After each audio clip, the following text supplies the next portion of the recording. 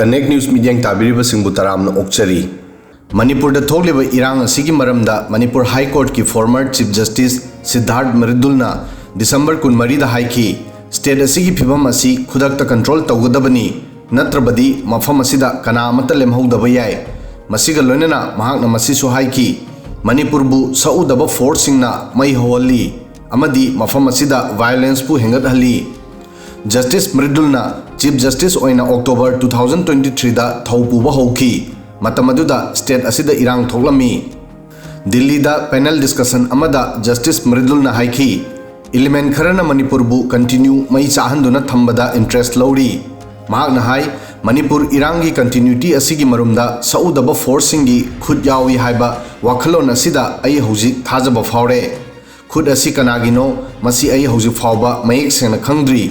Masigi marumda factor kaya oibe yai haiki. Justice Mridul mamang thada post asidagi retire tauki. Media na hangkiba wahang amagi paukhum piduna mahang na haiki. Irang asibu hengat hanbada kanagumba amagi khud soidana yawi.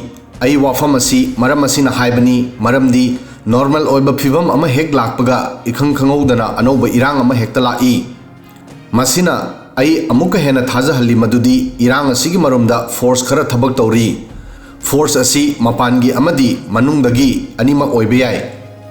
Manipur da chaurakna tha 18 dagi irang asi chatharakli. Irang asi loisinbagi fibham hoji udri. Irang hauba amadi madugi paukhumgi amuk irangi series asina central government na ahenba forcing thajinba afaspa amu hanna chana hanba amadi tongan ba group singa wari sanaba tawri. Adubu step singa sigi kanaba yamna udri. Manipur da hoji phawbada chaurakna meeoi chani nifudagi henba singna irang asida laikhidre.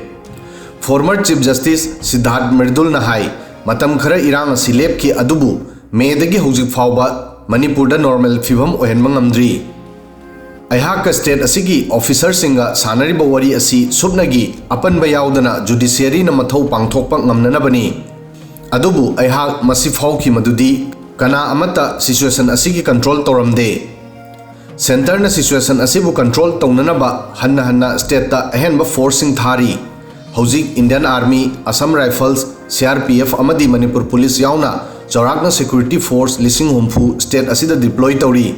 Adubu Justice Mridul masing yamlaba security forcing state asida deploy tawbagi effecta wahang hangli. Mahak na hai asuk yamlaba forcing asi leiraba phawbada irang asigi maramdagi mayum makai thadok nakraba meeoi lising kaya makhoigi yumda hanba ngamdri. Mahak na hai relief camp ta aina takiba wafamsi aikhoi yumda hanba pami haiba wahisini. Irang asigi mamangda leiramba aikhoi gi punsida hanba pami. Masi power da phamliba misingda ka henba demand oirabra. Former Chief Justice na wafam asida kanna haiki.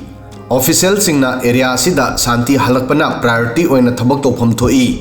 Natravadi fibham asi aruba oirakani amadi atopa state tasu sandorakpa yai. Asumna constitutional post leiriba amadi leiramba meeoi singna Manipuri oiriba fibham asida nungnangba amadi experience tatana fongdokli. Adubu fibham asidi ngasisu yamna hongdri. Video asida ngasigi di matang asoi phawbadang thagasari.